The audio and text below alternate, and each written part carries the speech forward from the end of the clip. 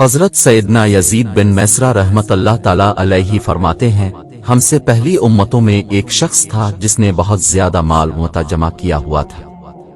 اس کی اولاد بھی کافی تھی، طرح طرح کی نعمتیں اسے میسر تھیں۔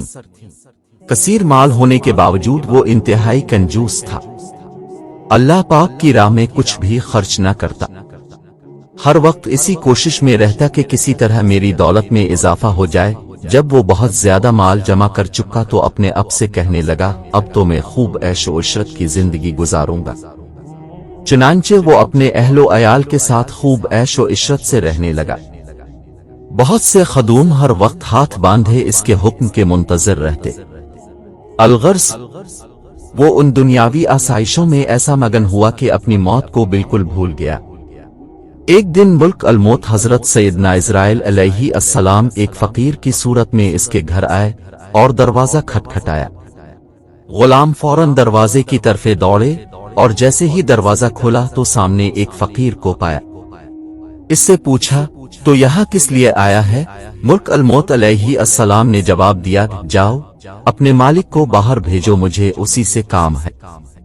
خادموں نے جھوٹ بولتے ہوئے کہا، وہ تو تیرے ہی جیسے کسی فقیر کی مدد کرنے باہر گئے ہیں۔ حضرت سیدنا ملک الموت علیہ السلام یہ سن کر وہاں سے چلے گئے۔ کچھ دیر بعد دوبارہ آئے اور دروازہ کھٹکھٹایا۔ غلام باہر آئے تو ان سے کہا، جاؤ اور اپنے آقا سے کہو میں ملک الموت علیہ السلام ہوں۔ جب اس مالدار شخص نے یہ بات سنی تو بہت خوف زدہ ہوا اور اپنے غلاموں سے کہا، جاؤ اور ان سے بہت نرمی سے گفتگو کرو۔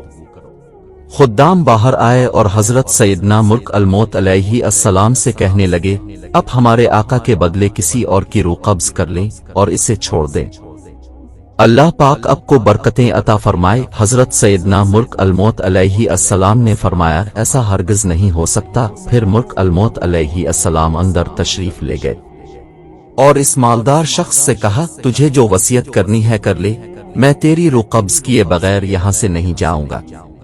یہ سن کر سب گھر والے چیخ اٹھے اور رونا دھونا شروع کر دیا۔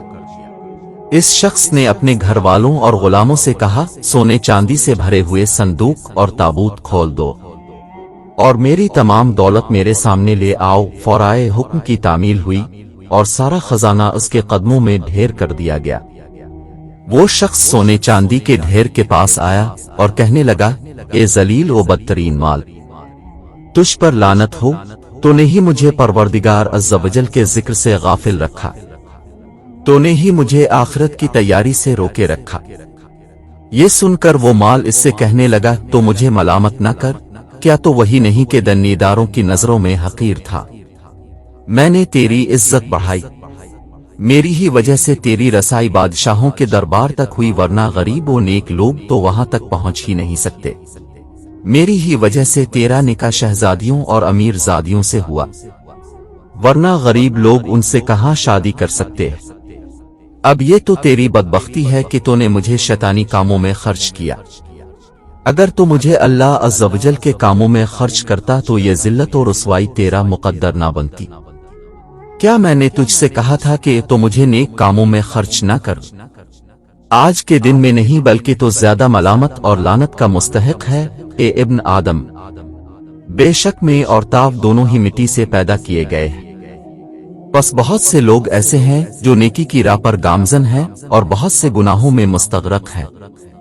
امام ابن جوزی علیہ رحمت اللہ القوی فرماتے ہیں، گویا مال ہر شخص سے اسی طرح کہتا ہے، لہذا مال کی برائیوں سے بچ کر رہو اور اسے نیک کاموں میں خرچ کرو۔ اجل نے نہ کسر ہی چھوڑا نہ دارا، اسی سے سکندر سا فاتح بھی ہارا۔ ہر ایک لے کے کیا کیا نہ حسرت سدھارا، پڑا رہ گیا سب یوں ہی ٹھاٹ سارا۔ جگہ جی لگانے کی دنیا نہیں ہے، یہ عبرت کی جا ہے تماشا نہیں ہے۔